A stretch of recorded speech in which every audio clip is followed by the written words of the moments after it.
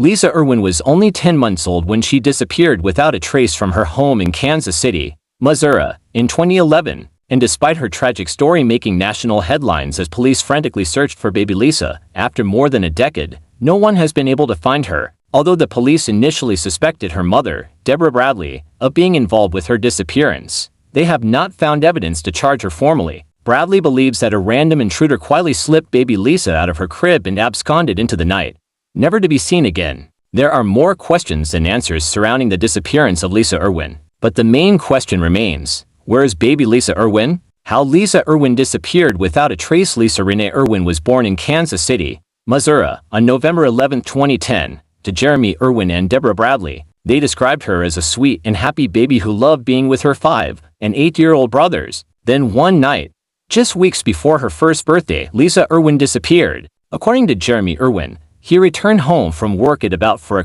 a.m. on October 4, 2011, to find his door wide open and all the lights on. When detectives questioned Lisa's mother, Deborah Bradley, she initially claimed that she checked on the baby at about 10:30 p.m. the night before. However, Bradley later admitted that she had been drinking with a friend and couldn't remember exactly when she last saw Lisa. The only time she could recall definitively seeing baby Lisa was around 6:30 p.m. Before she started drinking, Bradley said that little Lisa was then in the crib and sound asleep, but by the time Jeremy Irwin went to check on Lisa before joining his wife in bed, she was gone. We just got up and started screaming for her.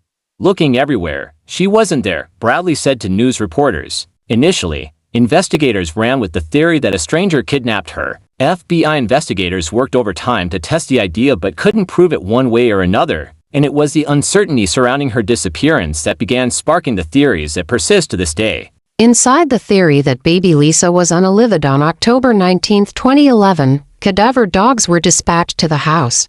There, the dogs came up with a hit. That is, the dogs picked up the scent of a dead body in Bradley's bedroom near the bed. When confronted with this evidence, Bradley claimed she initially didn't look for her daughter because she was afraid of what she might find. Investigators also accused Deborah Bradley of failing a lie detector test, though she claims they never showed her the results. At one point, investigators claimed that they knew Bradley was guilty but that they didn't have enough evidence to arrest her for the crime. They said I failed, Bradley, 25, told a source. And I continued to say that's not possible because I don't know where she's at. And I did not do this. Then, Deborah Bradley's former friend, Shirley Pfaff, began speaking to the press. According to Pfaff, Bradley had a dark side, one that could be predisposed to unaliving under the right circumstances. When the story broke, it was a normal morning in my house. I got up, put on a pot of coffee and turned on Good Morning America like usual and I heard Deborah Bradley. Pfaff told a source.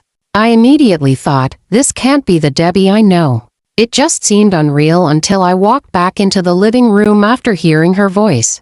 I just about collapsed. It just made me sick because I just wouldn't put this girl Debbie past anything crazy. Further investigations into baby Lisa Irwin's disappearance despite her ex-best friend's proclamations and accusations from law enforcement. Deborah Bradley has never been formally charged with the disappearance or the murder of her daughter, Lisa Irwin. What's more, the most popular theory today is that baby Lisa was kidnapped by someone who wasn't related to her or her family, which means that she's most likely still alive. Indeed, in the week after Lisa Irwin's disappearance, 2 witnesses came forward and said they had seen a man carrying a baby down the street where Lisa Irwin lived, and surveillance video shows a man dressed in white leaving a wooded area nearby at 2:30 a.m. But when investigators found someone they believed matched the witnesses' descriptions, only one of them said it could be him. However, when the police looked into it further, his alibi held up, and they have never been able to identify another possible suspect. Another lead came when Jeremy Irwin discovered that 3 cell phones were missing from the house. He believes whoever took the cell phones has Lisa, and one of the phones made a mysterious 50-second call around midnight on the night of her disappearance. Both Irwin and Bradley deny making it. When investigators looked into it, they discovered that the call was made to a Kansas City woman named Megan Wright.